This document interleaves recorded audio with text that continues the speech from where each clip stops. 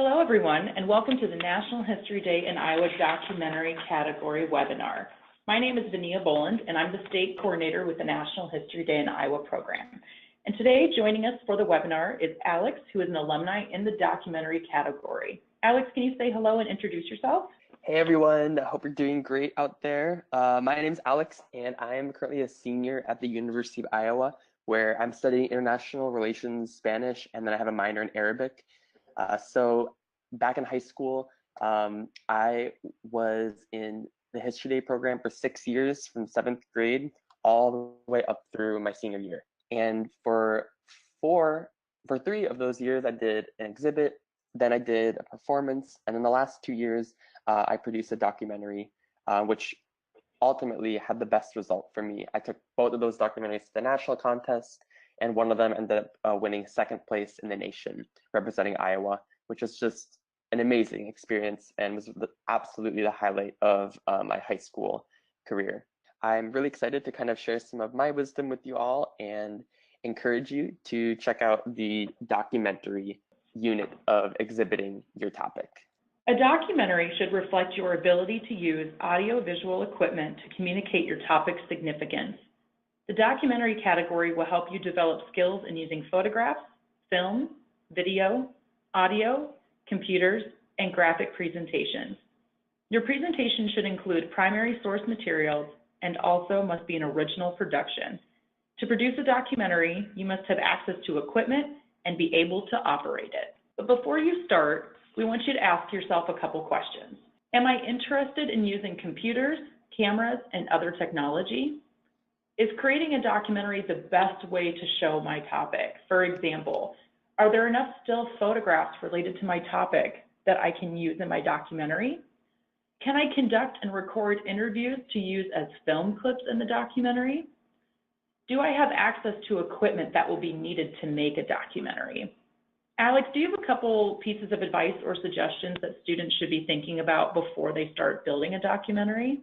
I do. I also have some words of inspiration. If you're thinking that you are inept at technology and just don't have a lot of the technological capabilities that you think are important to creating a video. So I will say that both of the times I created a documentary, I was working with bare bones type of technology. I used the software that was built into my Mac laptop, which is iMovie, and it's free, comes with any Mac computer. And then I was using for microphone my Apple earbuds, and it was just so meticulous. I had to hold the microphone the exact distance from my mouth every time to make sure that the sound remained consistent. All of my interviews were filmed on a Nikon Coolpix, which if any of you know, that's not a high quality camera at all. And sometimes the quality was really bad, and I had to do a lot of editing on those videos to make the sound consistent and to try to up the quality and lighting that was in some of those interviews. Ultimately, though, I was producing some really good documentaries, I guess, if I was taking them to the finals at History Day Nationals. And I was up against a lot of people who were using $100, $300, $400 programs to produce their videos. But if you're a little bit creative and have the drive, it is totally, totally possible to create some great effects that are really, really eye-catching and powerful in showing off your topic. So one thing that I remember doing very distinctly is when I was doing my documentary about the leadership of the Meskwaki people, who are Iowa's only remaining federally recognized Native American tribe. I wanted to show progression of their forced removal from eastern Iowa with maps. The only way to do that was to use the preview app that's already in your Mac computer to cut out parts of this map and to meticulously edit them and stitch them into a line in iMovie, and then insert transitions that allowed for it to show an animation of territory being cut out of this map of Iowa, which is just very dramatic. And it fit really well with the music that I had. And so the effect that it produced was very powerful, even though it took me many hours to stitch together those pieces of that documentary. So really, I recommend that if you have some creative ideas, just look up how to do it. On YouTube, there are great tutorials. WikiHow has a lot of great insight on how you can produce effects with iMovie, and then just learn by trial and error. So the second part of that, about if your topic is the right topic for a documentary, I will say that you don't necessarily have to choose a topic that existed or that took place at a time when there were photographs and videos. Luckily, there's a lot of great artwork and archives of artwork out there. For my documentary about the Meskwaki people, I used a lot of paintings by this Western painter who was in the Iowa at that time, doing a lot of portraits of the people I was talking about. And then for my other topic that went to the nationals, I was talking about Finnish Americans who immigrated to the Soviet Union to create an autonomous communist society in northern Russia. And then many of them disappeared or were killed by the Soviet government. And so that was just a topic that didn't have any photos almost whatsoever. So I was relying heavily on a lot of paintings and a lot of drawings of people who'd survived those episodes to show those themes. So it is very possible to do topics that are older, but definitely make sure that there are at least some forms of artistic representation of what you're going to be talking about so that you can keep an audience engaged. Wonderful, thank you. So we're going to start talking about documentary production. All entries must be student produced. Only those students listed in the group may participate and provide the narration, voiceover, and dramatization. You must operate all equipment, including all editing equipment, used in the production of the documentary. Your entry must be an original production. Using material created by others specifically for your use in the entry is prohibited. So you want to make sure that you're citing all materials that you're using. You may use professional photographs, film, recorded music within your presentation. However, you must give proper credit in the credits at the end of the presentation and in your annotated bibliography. Alex, do you have any advice or suggestions when building the documentary, whether you're looking at music, photographs, or even film pieces? Did you have any specific advice for how to cite those, or just how to make the building of the documentary a little bit easier for students? Yes. As you begin your research, which hopefully you're all kind of prepared to begin some research now, it's a really good time in October to start building an annotated bibliography. And I think it's so important to start early because every source you come across, you're going to want to mentally think, I need to catalog this, put it down in writing so that not only I can have it in my annotated bibliography, but I can also remember about this source so I don't forget about it later when I'm working on my documentary and I'm trying to write my script. So I always used to aim to have 80 sources in a bibliography, which is a lot. It is a lot. And it does take a lot of work to do that. But if you really want a competitive documentary, the more sources you have, the more research you can prove you've done, it's going to be very important and helpful to showcasing your determination and drive to dig really deep with your topic. So one way that I really liked to do that is to organize my annotated bibliography by type of source. So I had one section of photographs, I had another section that was just newspaper clippings, another section that was interviews I had with people. And that really allows judges to go through and say, wow, this person did so many interviews and I can count them right here. Or this person has really, really good archival access. They were getting all of these great film clips that are here, here, and here. And then as far as the making sure that you are giving credit and whatnot, also a reminder that if you wanted to use someone to use their voice in your documentary to express another person speaking, you cannot do that, which is disappointing, but you have to use your own voice. So don't forget about that. You can change your voice if you're trying to read a letter, for example. You can kind of change your voice to make it sound like you're someone else, but every part of it has to be your own voice unless it's an interview with someone or recording or otherwise some sort of soundbite that you captured or that you have sourced in your sources. So time requirements. Documentaries may not exceed 10 minutes in length. You will be allowed 5 minutes to set up and 5 minutes to remove equipment. Timing begins when the first visual image appears and/or the first sound is heard. Audio and visual leads will be counted in the time limit. Timing ends when the last visual image or sound of the presentation concludes. So that is also including your end credits. So just want to remind everyone and a suggestion to use your setup time to prepare your documentary for the presentation.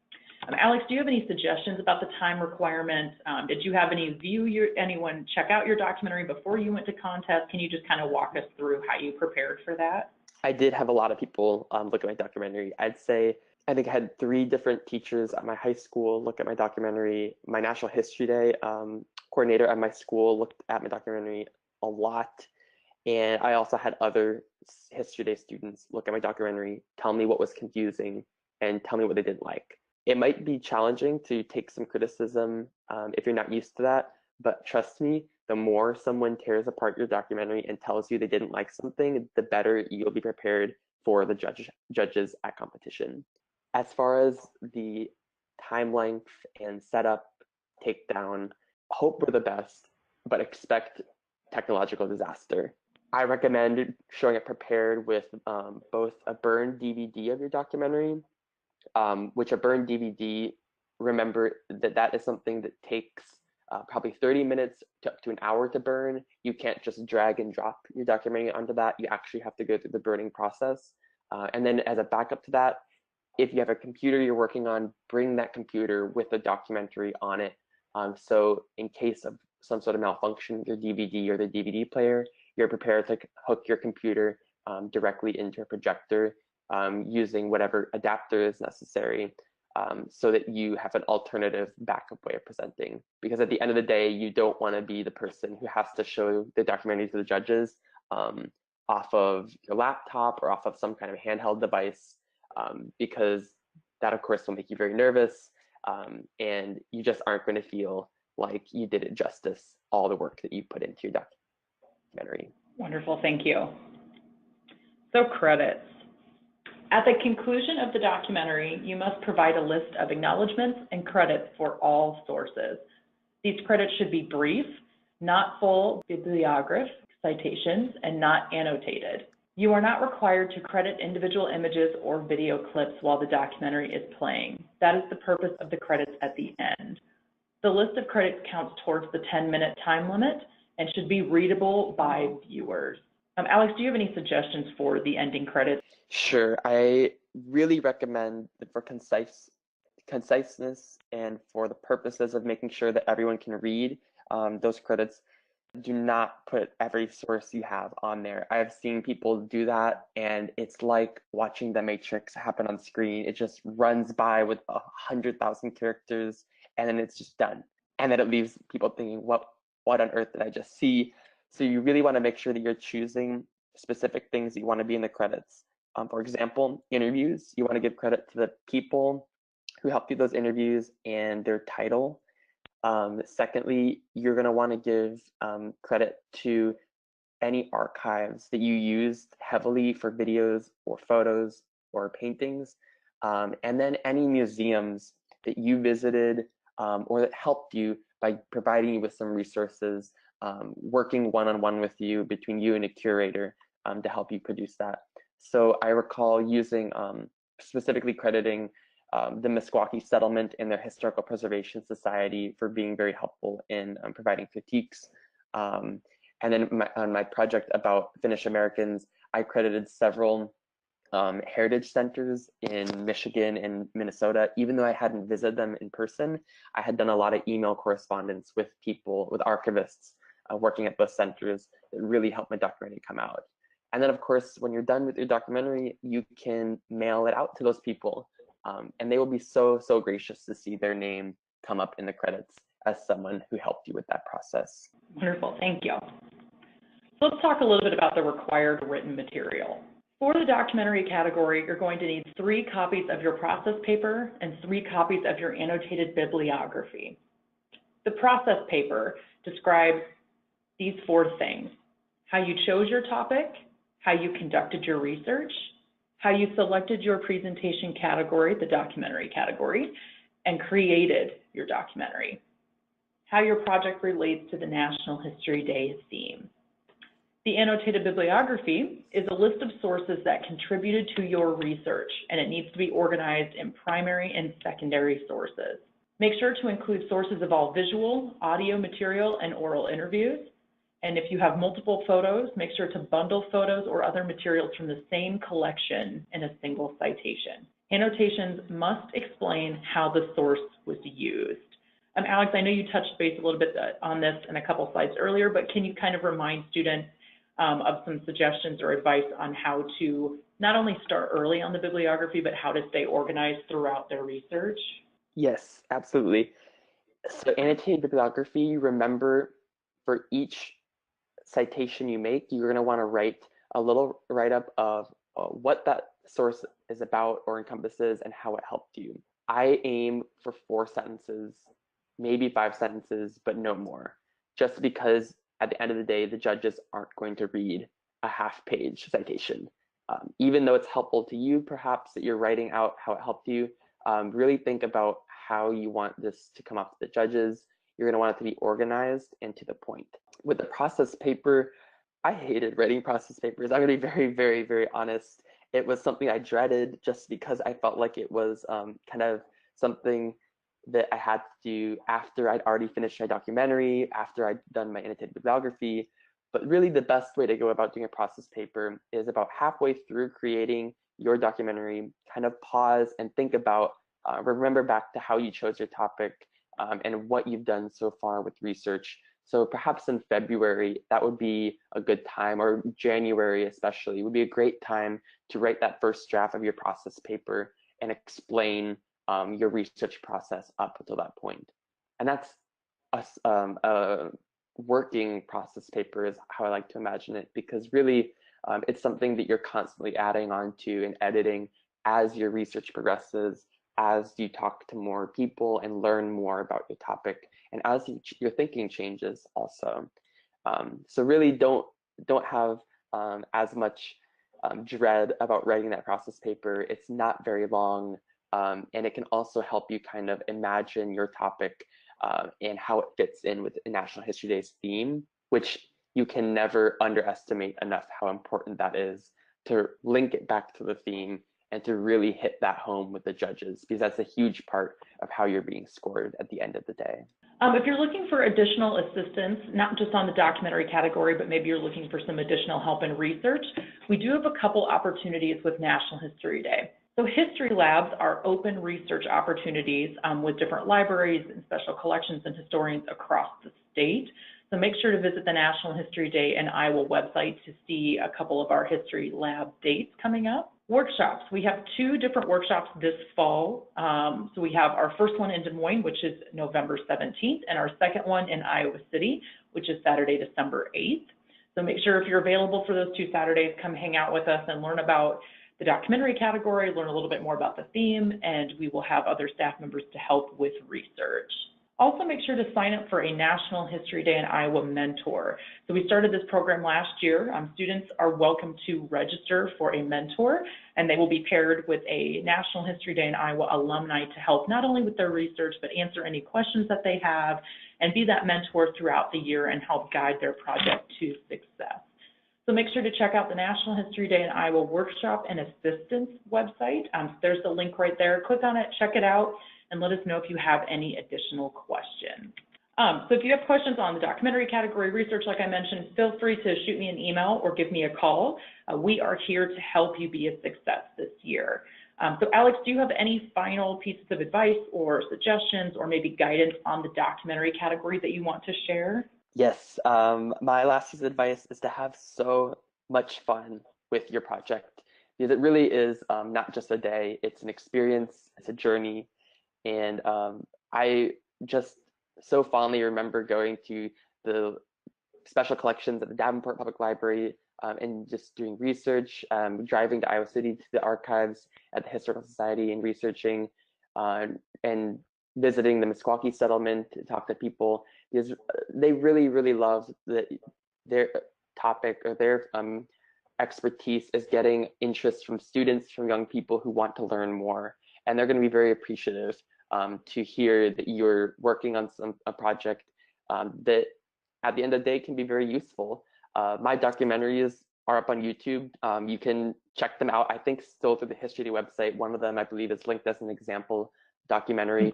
But to this day, I still get emails from people asking me if I can help them locate a relative that was involved in the Finnish American settlement in the Soviet Union. I still get comments on my documentary from people who live at the Meskwaki settlement who are so happy to see their culture being shared with a wider audience, and getting interest from people who aren't Meskwaki, from other Iowans who are passionate in sharing and valuing Native culture in our state. And so that's just really rewarding to think about that also, that your documentary doesn't have to end when you finish. It can go on and be used by archivists and exist in the wonder web of the internet for many, many years to come.